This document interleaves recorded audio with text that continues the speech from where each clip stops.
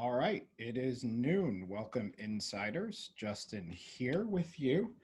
As always, super excited about our talk today, but really excited about our talk today because Anna, the author of the book Rooted in the Hood, an intimate portrait of New York City's community gardens, uh, she's just awesome. She's great. She has a great energy. Her graphic design is beautiful. Her stories are great.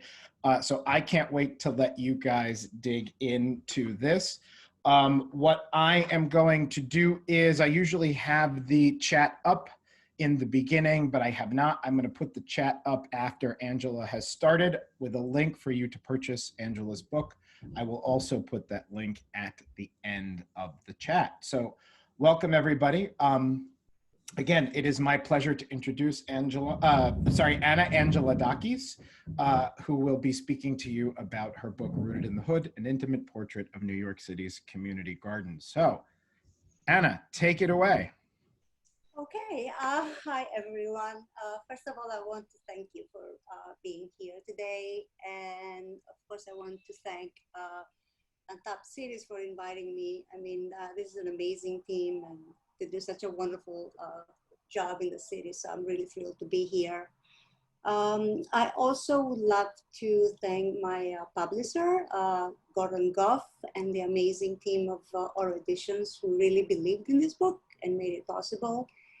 And last but not least, my amazing design partners, TJ Gemiani, who in essence retouched more than 400 images so that everything will look luminous, and Donald Murphy, who did these amazing watercolor maps, another little jewel in the book. So I'm going to start the presentation. Oops. Uh, the story really begins in 2008. My father, sea captain with the Greek merchant marine, passed away, and I went to Athens for his funeral, and then I came back to New York, and I was really looking for a quiet place, somewhere I could go and sort of like gather my thoughts. So I was walking down Avenue C and 9th Street, and then I saw this small sign that said, "Welcome, the garden is open."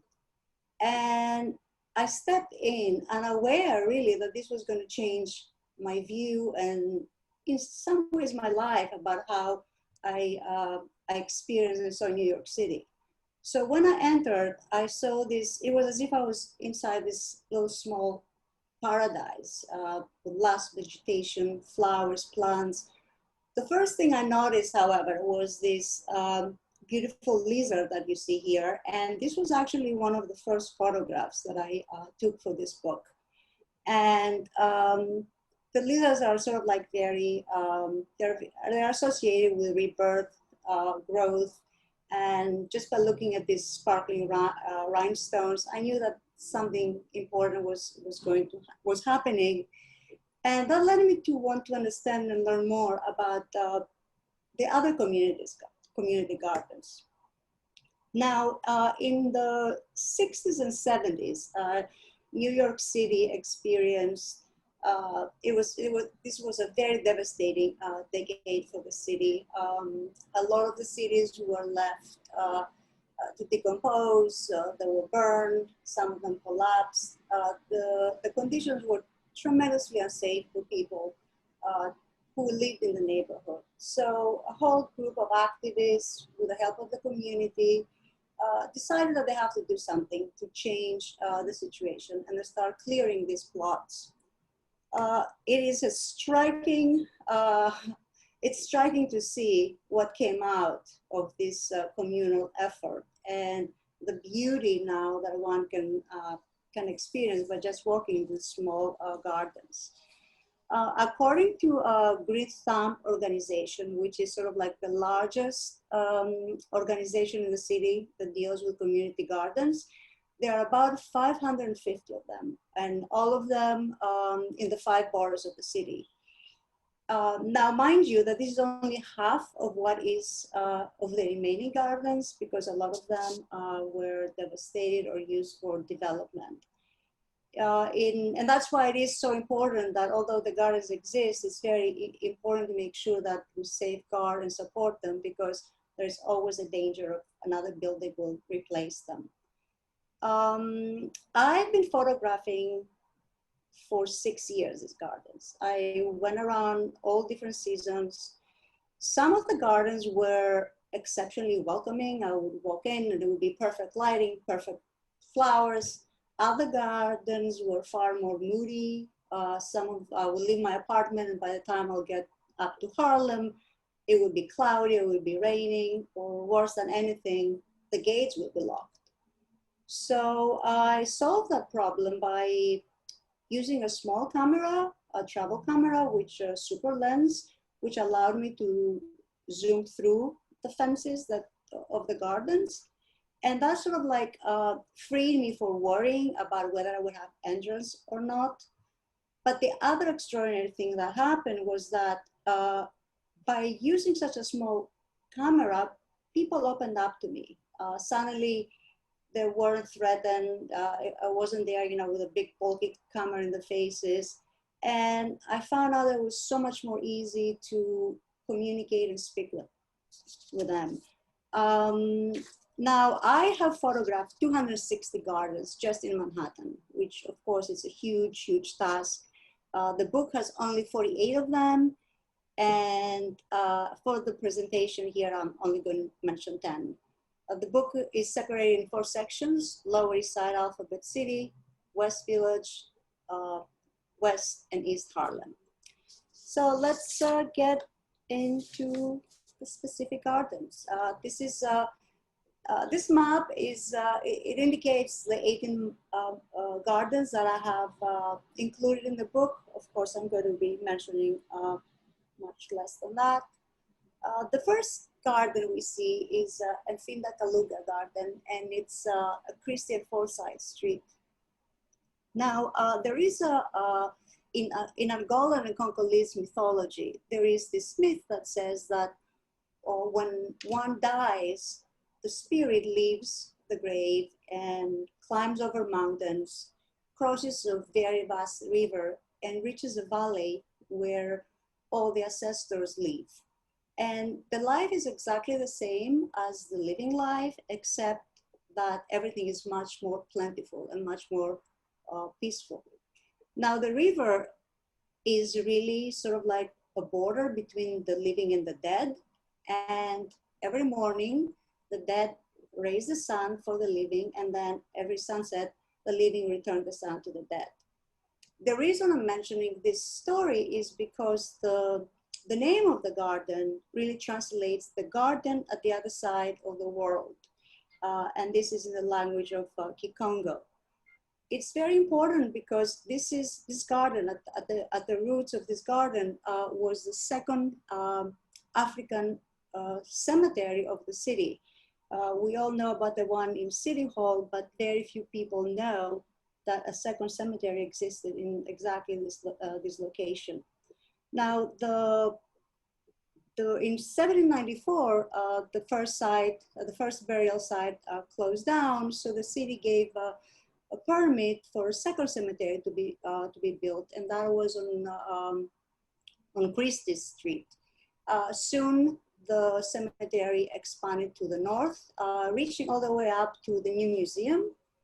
And it was very, very actively used place until it finally closed down its gates in the 1850s.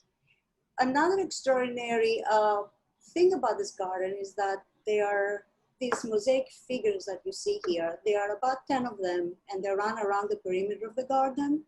Now, these figures were created in response to the September 11 attacks. 30 children from the neighborhood got together, they traced their silhouettes, and then they created casts made out of stones and weather-resisting materials, and eventually they were put around the gardens, which is sort of like a very nice separation of the inside and the outside. The next garden is 6 BC Botanical Garden, Now, this is an absolutely magical place. When you walk in there, it's as if you're entering like a fairy tale world. Um, the community garden started like everything else. At the beginning, there were just small plots with plants and vegetables.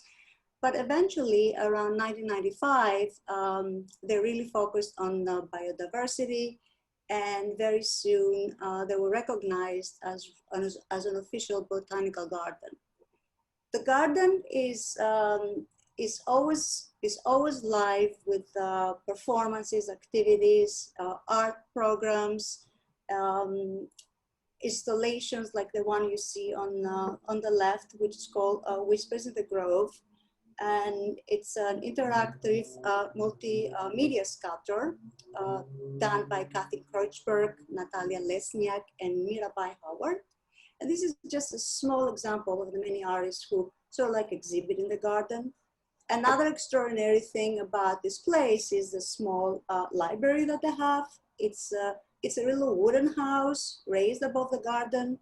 It really reminds one of a cabin in Maine or something. There are pillows, there are little tables that one can sit outside overlooking the garden. As you see right here, it's a view of the garden from the balcony. It's snowing outside, and inside you can just sort of like sit and write or read. This is another shot of the garden. It's a winter day. The sun is starting to melt the snow, and it sort of like gives a very genteel look in the neighborhood, which it's quite amazing to believe that this is in the city. A little further down on 8th Street, we have the Green Oasis Community Garden and the Gilbert Sculpture Garden. Now, these two gardens are like sister gardens, but the main entrance is through the Green Oasis. One which you see here, the gazebo is sort of like the trademark of this garden. It's truly a very well-kept place. There are ponds with koi fish. There is a beautiful performance stage. This garden really is the creation of Reynaldo Arenas. He was a very well-known poet and theater aficionado, and he got together with a lot of members of the community and cleared the ground. Once you wander around the grounds, you'll find your way into a narrowing path and then opens up to Gilbert's garden. Now, Ingmar Gilbert was a local sculptor. He only used material found in the neighborhood. He liked to work very much with wood.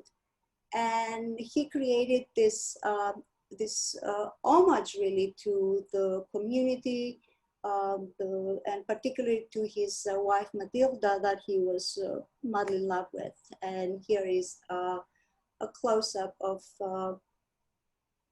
an African-American woman. Some say it's Matilda. I am not really sure. Another important garden in Lower East Side in Alphabet City is La Plaza Cultural. Now, this garden is totally committed to the arts, but it also has a very long political background and roots. The garden was cleared again in the 70s by the Latino group Charas. A lot of people came together, and at that time, Buckminster Fuller, who was a very important philosopher, scientist, even created a geodesic dome in the garden, and the architect Gordon Mander Clark created a beautiful amphitheater that still stands today.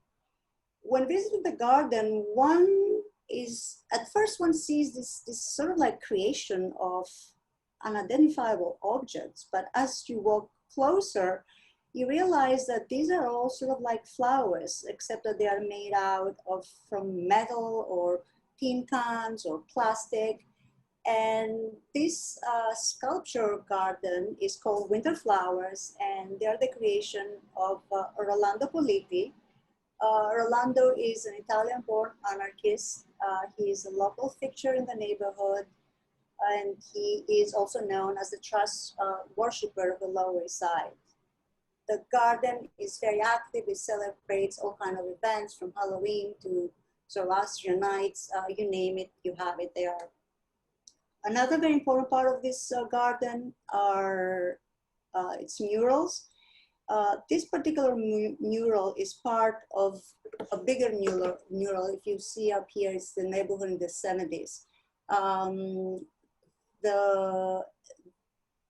This was a project that was originated by the Art Makers Inc. under the direction of Eva Cockcroft. She was an amazing muralist, and she gathered together a lot of artists from Latin America. At that time, everything was very political. The intervention in the United States and Latin America was very prominent, and also a lot of issues like police brutality, education, gentrification, women's rights, everything that we're faced with today were equally prominent back then issues.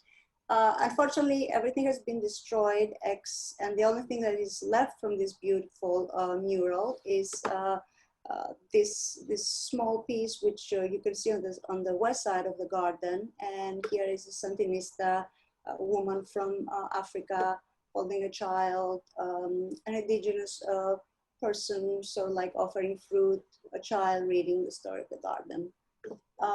Another mural has been added in the last 10 years by the organization Oxygen, which is really exactly where you see the big globe here, which was sort of like done in the 70s. This is replaced by this beautiful sun and body representing life, energy.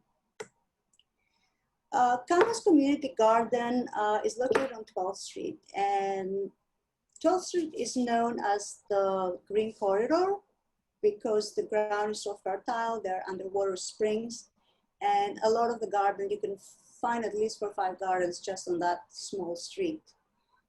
For me, it was quite an experience being there, because the first time I walked outside the garden, I saw all these candles and sort of like roses. So I asked what had happened, and apparently a young man had been shot a few days ago right outside the garden. When I tried to find any information about it, there was nothing written in the papers.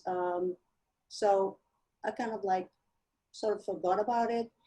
And then about 2 months later, I was walking by and I saw this beautiful mural, which was created by the local artist Chico. Chico has done many murals in Lower Side. He's a terrific artist. Now he lives in Florida. So I found out the name of this young man. His name was Nugget, and there's this extraordinary inscription above him, which says that we're all family under the stars. A very poignant reminder to all of us. Another important mural is created by the local children, and it's called Save the Earth. It's quite amazing, the detail. There are submarines called like SS Pollution. There are like buildings taken over by big landlords. It's just a riot to observe every little detail. These photographs were taken after the book was published. I was walking by, it was after Halloween, it was November 1st, the Day of the Dead, and I heard these drums beating. So I entered, and suddenly the garden was transformed into this magical place, and the ceremony was taking place honoring the dead. There was a little altar with small figurines and paper that people could sort of like write the names of the beloved ones or people that they've lost. So I stepped up there and I wrote the name of my father, and I was sort of like cracking up, thinking that, oh, here's a sea captain, his name now from Greece, found somewhere in the Lower Side in a garden where people are dancing around, like, you know, Mexican dances or whatever. Very, very apropos to my father. I knew that he would appreciate it. So that's why I included those images here. Now I'm going to move to East Harlem, which is actually a very, very dear place for me because the mood of the gardens change. The socioeconomic conditions are different. So you see that the garden is a little less tended than the rest of the gardens. Often you see plastic flowers as opposed to real flowers, because obviously plastic flowers do not need any tending and they do not need any money spent to keep them. This garden is an excellent example of what is called the casitas, which it translates in small homes. And these homes were, they represent really the first Puerto Rican islanders who arrived in the city tried to recreate sort of like small spaces that remind them of their homeland. And traditional casita has some very, very distinct characteristics. For example, we see there's always a small little house in the back of the garden, painted with bright colors, that in a small patio, people can sit outside, but when it starts raining, they move inside. Usually there is a rug in front of the casita, and that was originally because the earth in many of those gardens were so polluted that people sort of like thought that may isolate a little the house from what was below the earth. There's always a shed with tools in the back of the house, a small chicken coop for everyday, I guess, food and nourishment. There is a Puerto Rico flag always at the entrance, welcoming the visitors. And there is always a small statue of the Virgin Mary, which is always hidden somewhere in the garden. One has to sort of like look for it, but it's always there if it's a real casita. And usually there are candles around it and a lot of votive offerings in honor of the Virgin Mary. In this particular garden, I met Miriam. Miriam was extraordinary. She took me around. She showed me everything in the garden. She introduced me to her dog Casper, and she told me that Casper is the name of white people. That's how they call white people often. She took me near, she showed me this particular Madonna, which is called Caridad del Cob, which is really the patroness guardian of the sailors. So here I am, another connection. Hey, Dad, where are you? So the myth goes that there was a ship sailing from Spain to the New World, and there were two sea captains, two Native American Indians, and one African child. His name was Juan, and he was wearing a small medallion of the Virgin. Apparently they hit very bad weather, and in essence, the boat would have capsized when the Virgin Mary appeared holding young Jesus in one arm and a cross in the other, and leading them to safety. Another thing that I want to show here is that Miriam is not only an amazing gardener, but also she's highly creative. And you can see here this crocodile that she made with her daughter. The tongue is like a socks. And also she's responsible from this very scary figure here, so that the birds will stay away and won't eat the seeds in the plants. This Dream Street Park is a place to reckon with. And the reason I say that is that it catches you by surprise. When you first see it, you see this big heart, and then you see this extraordinary mural in the background. Now, according to neighborhood legend, the story goes that this was a place where voodoo rituals took place in the 60s and early 70s. So it was like almost sacred ground. This is reinforced by Elizabeth McAllister, which is a professor of African American Studies. And the way she explains it is that in Afro-Caribbean culture, there are a lot of deities, and one of them is the goddess Ezili, which is the goddess of love. And her characteristic is the heart. Now, Ezili is a very, very wonderful goddess if you're on the right side with her, but also she can be absolutely devastating and cruel if you do something that she's not happy with. These small curlicles that we see here are very, they're very sort of like similar to Asilis Veve. Veve is a word of like talisman.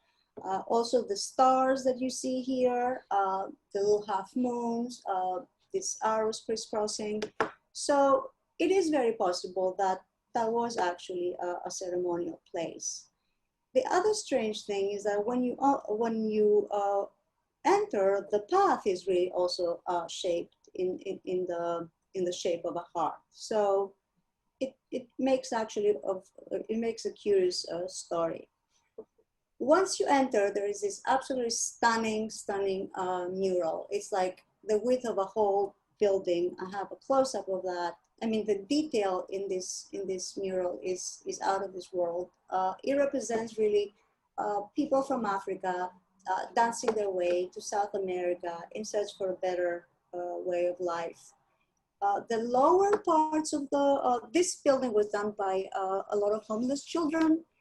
They the lower sections were done by the youngest ones. Obviously, it was safer and closer to the ground, and the higher ones were done with more with teenagers and more advanced muralists.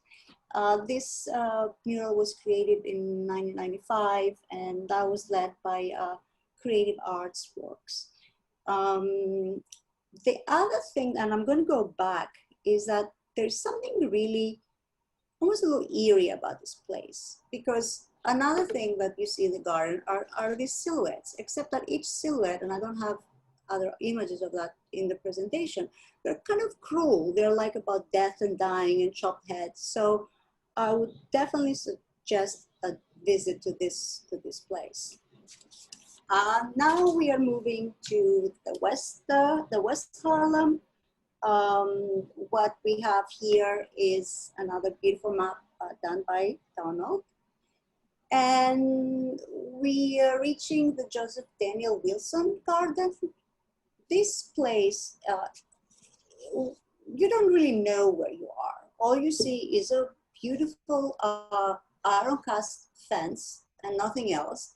And then you sort of like peek through and you see this concoction of plants, flowers, objects.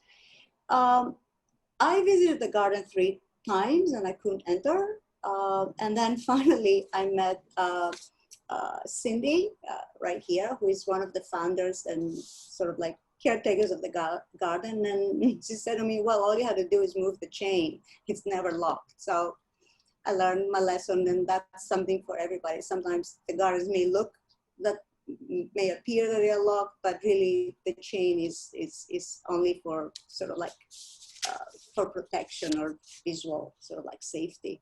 The garden is absolutely, the amount of objects and sculptures and art that is found in this place, it's completely mind-boggling. I mean, and to top this, we have animals, we have chickens, and we have cats walking everywhere, and there's a beautiful pond, and there's a small microcosm of a kingdom created at the sides of the pond. And this is sort of like just another sculpture that I didn't even know I had taken that picture until I brought it back and enlarged it, and there she was, she appeared. The same thing was the cats. Like I could walk around thinking that someone was watching me, and then I would realize that there were about like 20 cats following me pretty much. Cindy, I'm gonna go back again, and her husband established the project Harmony, which in essence are responsible for restoration of a lot of the gardens in Harlem. The name of Joseph Daniel Wilson comes out from this very charismatic man. He was from Guyana, and when he first arrived in New York, he was completely devastated by the debris and dirt that was in his neighborhood. Now, Mr. Wilson was very, very knowledgeable in terms of plants and flowers and botanology. So he took it upon him with the help of others to clear the grounds. And that's why the garden is dedicated to his memory, Joseph Daniel Wilson.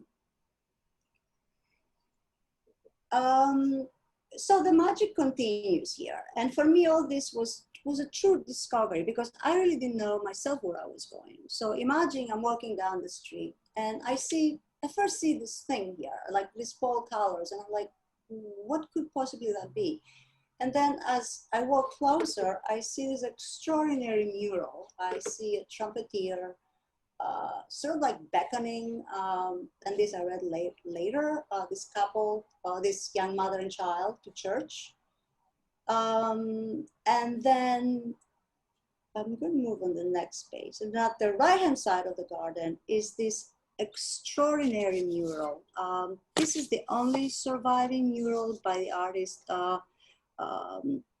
This is the only surviving mural by the artist Eva Cockroft, who we kind of like saw her work back in the Plaza Cultural Garden. This is it is called Homage to Seurat, La Grande Jatte in Harlem, and it's really inspired by Seurat's painting, La Grande Jatte Island. Everything is sort of like fit to correspond with the neighborhood. The detail of this mural is absolutely astonishing, and so are the colors. Around 2005, the adjacent building was leaking, so a great part of that mural was destroyed almost. The colors had completely faded out, and that's when an organization called Mural Restoration walked in, and they helped restore the mural to almost down to the smallest detail.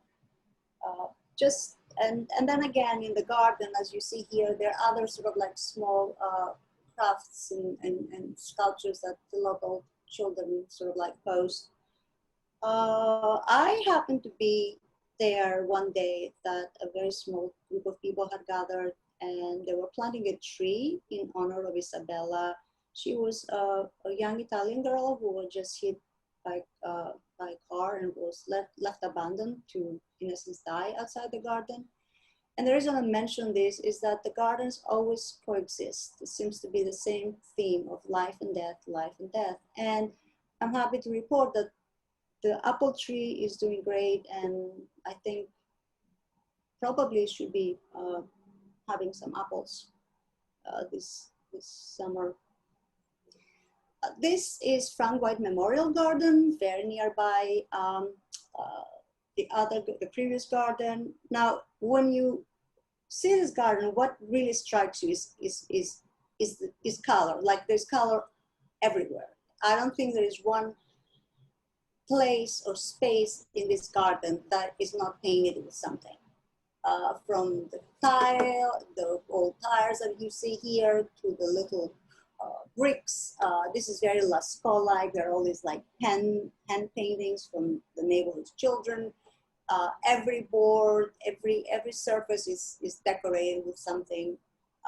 This garden is really dedicated to Frank White. Frank White was a resident, and he lived in a neighborhood. There was a block party, and everybody was out celebrating, when a car drove by, and there were two sort of like fighting gangs, and a guy drew a gun, and Frank White stepped in front of the gun because there were two children behind him, and as a result, he was killed on the spot. Here is another view of the garden. As you see, like everything is totally painted.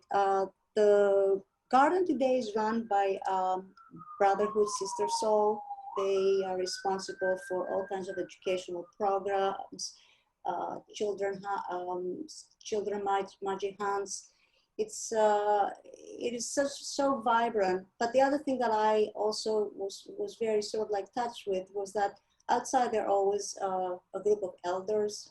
They're sitting there chatting, but what they're really doing is they are sort of like surveying the area and making sure that nobody is causing any trouble. And believe me, they will call you out if you're disrespectful of the place. Next one is a happy garden. It's called Friendship Garden, and this garden is part of the non-profit organization called New York Restoration Project. Now, this organization is really created by Beth Midler, who is very, very committed to the community gardens and to actually all local activities. She was fundamental in the 70s of being out there, helping create this new sort of like this safe havens for the community. This particular garden was done by, was inspired by the Broadway hit Wicked, and which was based on Gregory Maguire's novel. And of course, the novel dealt with a lot of political commentary, social, ethical issues, which is sort of like very apropos for a theme for a community garden. What we have here are people from the actual sets of the Broadway show, created the winding paths, bringing to life the Wizard of Oz. The set designer, Edward Pierce, did all the illustrations and the paintings. And this garden hosts a lot of movie nights, Halloween parades, poetry readings, artist shows. It's a true joy within sort of like a very their community all around. If you were to visit there. Another thing that Bette Midler is known for is she's worked together with a lot of prominent theater aficionados. Tiffany Jewelry have also helped create some of the gardens and restore some of the gardens. Target even, she pretty much raises about $3 million a year that go back to the community gardens. This is a little detail as I was leaving the place. I am only going to cover one more garden, which is at the west side in Manhattan, because I do want to leave some time for questions and sort of like impressions. This is called La Guardia Corner Garden, and it is truly an amazing place because you can find here some of the rarest varieties of roses. I, of course, had no idea about it until I read about it. And then I found out that every May, there is a self-guided tour that you can take in the grounds of the garden and sort of like educate yourself. And they have little signage that tell you the name of the roses, their origin, how they came about. You could really spend a full day just meandering there and sort of like learning about roses. But it's not just the roses. They have tons of other flowers that are blooming and blooming there. This garden, unfortunately, is facing a lot of pressure because it's built nearby New York University, and New York University really wants to take over the space. So there are continuing battles between the gardeners and the university, and in many ways, the fate of the garden is still unknown. And this is exactly what I want to emphasize and stress, that, you know, the gardens are, once you become aware of them, in essence, you see them everywhere. But if you're not aware of them, they're almost invisible. And my parting sort of like urging words are to visit those gardens, participate in the activities. They offer poetry readings, theater performances, treasure hunts, celebrations, Christmas carols, Halloween parades. They're truly, truly, truly magical places, and a lot of people are involved and in essence give their hearts out to to have them open for all of us to enjoy. But these gardens also need our support. So if you can contribute to them by visiting or by supporting financially, all this is for a good cause. And with this, I will let you ask any questions. All right, Thank you. thank you, Anna. That was amazing, actually. That was a really great talk and a really important part of the fabric of the city. And I know you covered gardens just in Manhattan, but also I'm a Brooklyn resident. We have quite a few community gardens out here as well that are, I know, a lifeblood to a lot of these neighborhoods and well taken care of and tended to by the neighborhood children and families. I live in Windsor Terrace and we have a couple of really great community gardens. The only thing, like you had said, and I know it's a necessity, is, you know, they lock the gate sometimes. So it's sometimes prohibitive. But now, I promised in the beginning of the talk, I didn't do our normal roll call because we rolled out pretty much at noon, but I wanted to welcome everybody who is joining us. Pete from San Francisco, Bob, and you got a bunch of people who said that they have your book, that they love your book, that they love your stories, they love your storytelling. So Anna, you are in good company. Cynthia from Baltimore was joining us. Lena from Greece, Athens. I have a feeling she might be connected to you, Anna. Michael Levine is joining us from the Hudson Valley, from I believe the Poughkeepsie area, and he would like to see us do some Poughkeepsie programming, which we would love to do. And does anybody have any questions for Anna? Oh, Carrie, hi from Aurora, Colorado.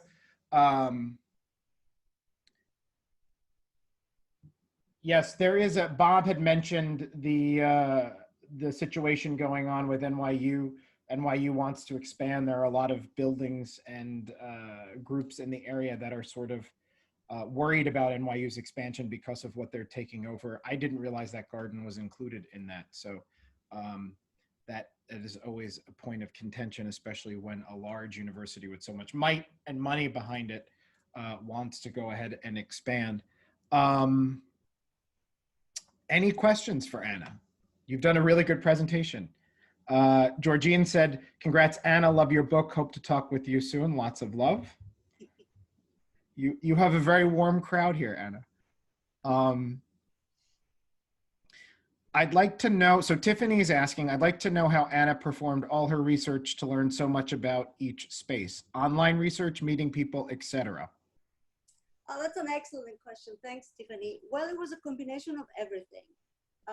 Once I realized of how many gardens were, I sort of like read about the community gardens as a concept. But the rest was all just by meeting people in the gardens, actual locals who were there. Some of them would give me hints. Some of them would tell me things that I would research and they weren't accurate. Some of them would tell me things that they would be absolutely fascinating and they would lead to other connections like Dream Park, you know, with the voodoo thing. I would have had no idea about it if I hadn't happened to be with someone talking about that. And then I visited a lot of different sites, a lot of, the gardens actually, when I first started the book, they pretty much didn't have any websites. It was all sort of like just the names and the locations. And even then, often they were mistaken, they were wrong. But as the years passed, and now we are at 2020, a lot of the gardens have quite impressive sites that they list all the information, they list their events. So things have changed. They're far more prominent, and you can really visit them directly. One comment to your comment, Jason, that you said about Brooklyn having a lot of gardens. I just want to clarify that the book alone is only for Manhattan. Right. You can imagine that, you know, there's Bronx, there's Staten Island, there's Brooklyn, and there's Queens.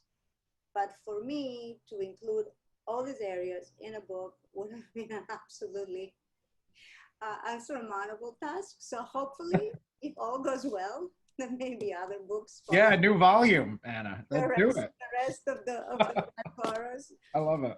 No, Brooklyn is not forgotten. It's actually No, no, no. I wasn't accusing you of forgetting. no, no, no. I was just telling you how important they I were. just at first I thought that, oh la la la, I'm gonna cover all the neighborhoods and areas, and then suddenly I was like, okay, when in doubt, lower your standards, shorter and a little more concise. So I ended up doing, Manhattan only.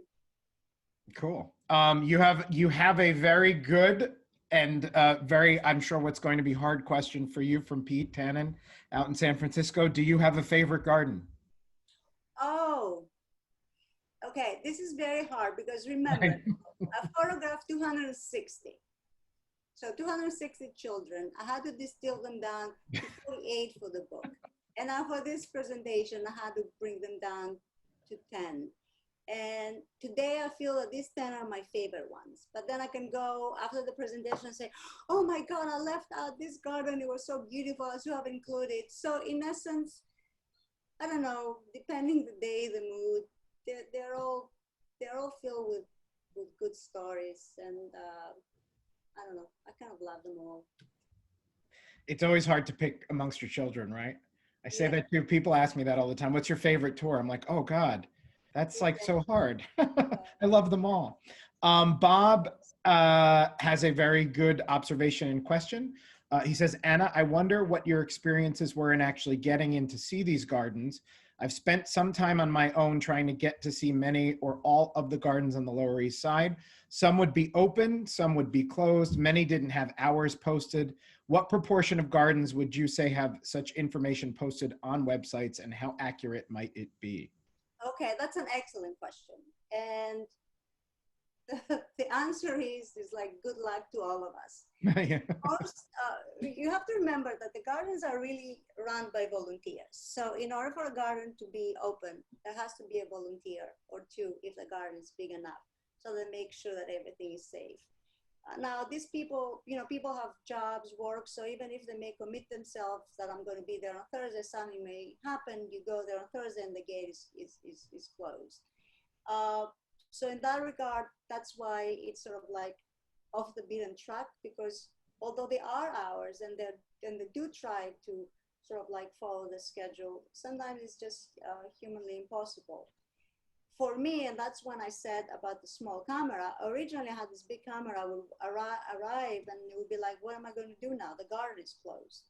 And that's when I reverted back to the little zoom lens that I could look through the fence, and then it was a little easier to photograph a garden. The people, however, for me, completely shaped my experience. And I'm going to use a really sweet example. There was one garden, and every time I walked by, there was a group of sort of like very serious men, very intimidating and everything. And I would go up and down. I'm like, I really want to go into this garden. I just don't want to go in. And a month passed by, 2 months passed by. And then I said, okay, fine. I'm going to approach them and tell them, excuse me, can I take some photographs from the garden? I had sort of like very serious attitude. The moment I went up, they were like, of course, come on in. Oh my God, you're visiting the garden. Here, have a beer. They showed me everything. And I said to myself, for 2 months, I've been, in essence, trying to find the strength to walk up to them. And they were the sweetest people that I met. And that was throughout every single place I went. I met someone that completely changed my perspective. Another thing that I want to add, which is very, very important, is that one of the reasons that I felt so close to these gardens is that, obviously I'm born in Greece, and I'm like, like everybody else, come to United States.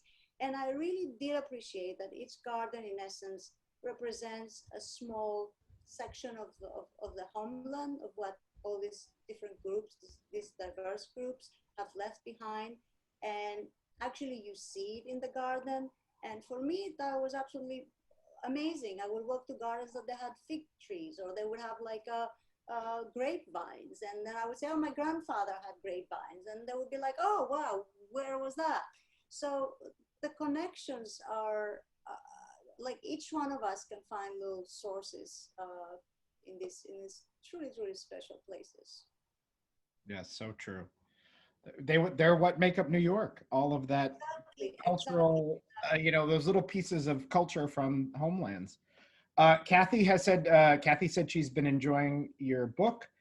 She'd been involved with East Village Gardens since the early 1990s. She's seen a lot of change and evolution. Joan said a wonderful presentation. I will revisit the gardens with renewed interest. Thank you, Anna. Robin said it would be wonderful to have a website for the book with a virtual map and an opportunity for people to connect with the caretakers. I know some have memberships with local residents who have plots that they take care of. And yes, Robin, the one in Windsor Terrace that I was speaking of on East 4th Street is one of those where they have plots that they take care of their own pieces of the garden. And so you had said to me, Anna, when we were speaking yesterday, that there is a website coming. Yes. Okay. It's very difficult to pay attention to your own work. So yes, my goal is to actually to create a website that it would have all the information and links specific to the gardens.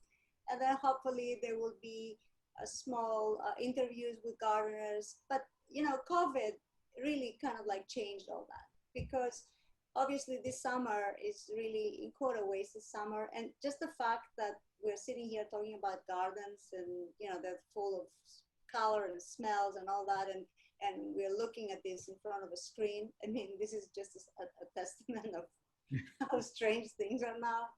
So hopefully and that's the other thing, I cannot go to these gardens for the time being, because everything is closed. Some of them open up in the weekend, so it's very difficult to sort of like move ahead with this project. But yeah. I promise I will soon. Great. Lena asked, Anna, do you know if movie scenes have been shot in the gardens? It doesn't look like. If what? Movie scenes have been shot in the gardens. It's very interesting.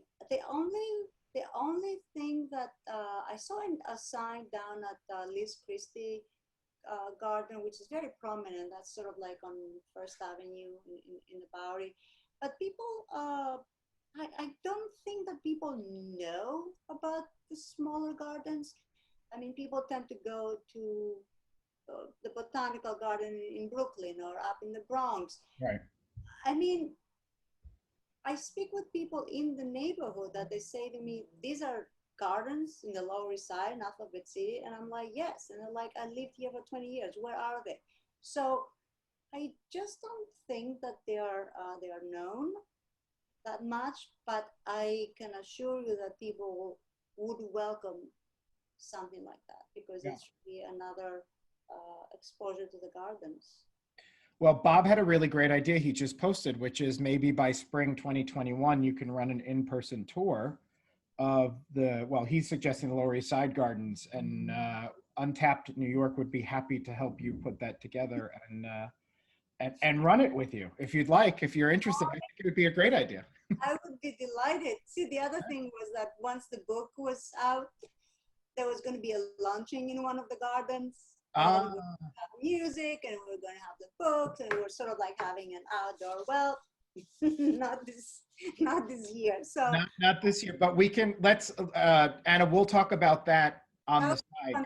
I think that's a great. Thank you, Bob. I think that's a great idea, and I think not only the insider members but also the general public for our public tours would love that, and it would be a great mode for you to get more awareness for the book as well.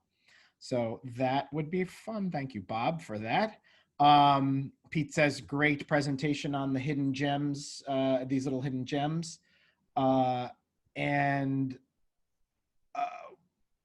one tip about accessibility, always great to reach out to garden leaders via contact email on their site, Living Lot site, to schedule a time to visit if times are not already posted. It can be harder to visit this summer since gardens are closed to public during the pandemic. Right, so if that information is available, and I think that's sort of a general awareness note to everybody interested in these gardens, contact the garden leaders for accessibility and times that they can let you in. Agreed. Any last thoughts, Anna, or any other questions for Anna before we wrap up here? It's been a great presentation. No, from my end, I just want to thank all of you for being so wonderful. Oh, no, thank you, Anna. You did a wonderful presentation. And as Lena said, reporting from Greece, well done, Anna. You make us proud. Thank you very much. Again, Anna's book is available. I've put the link twice. The link is also in the Insiders event article that went up this morning and in the event listing that went up today. As for Insiders, tomorrow, once again, we are at Artec House in person, if you can make it. I believe that starts at 6 o'clock. Artec House, I believe, is on West 15th Street. We have a couple of spots available if you would like to join us tomorrow. Thursday is the rescheduled book talk on Wild City. And that is the brief history of New York City in 40 animals. So join us on Thursday at noon. Then next Tuesday, September 15th, we are doing a virtual Brooklyn Bridge, the Forest winner of reimagining the Brooklyn Bridge competition. That should be really cool. And then next Thursday, the 17th, we are doing a talk on the history of tennis in New York City as the US Open wraps up and the French Open, delayed, begins. Lastly, I am happy to announce that on Monday, September 21st, I know I had been teasing this out for some of the insiders who've been with me, we are doing a live virtual reading of my play, Glory Be Columbia, which is going to support the SS Columbia project. More details on that on the website, and I will keep plugging it because I really want you to see it. And so again, Anna, you are getting a lot of thank yous from everybody. They've loved the presentation, fantastic presentation. Anna, like I said, I will give you the chat transcript when we are done. Anna says that you have renewed, Anne, sorry, says that you have renewed her interest in volunteering at a BK garden. So that's great. Thank you guys very much. Thank you, Anna, very much. Please, if you have not, get a copy of Anna's book. Not only is it beautiful to look at, it's well written, and it's beautiful because Anna's a really good graphic designer. Go, Anna. Thank you. Thank you. Oh, Michael Kane, thank you. If it's half as good as it's half as short. It's a smaller. It's about a 45-minute show. But the people who are performing it are really enjoying it. We have a Tony-nominated actress, June Gable, who is in it, and she is doing a phenomenal job in the lead role. She was Joey's agent in Friends. I love this woman. She's great. So hope to see you guys there. Thank you again, Anna. Be safe. Be well, everybody. I will see, hopefully, a lot of you on Thursday. Have a good day. Bye-bye. Bye.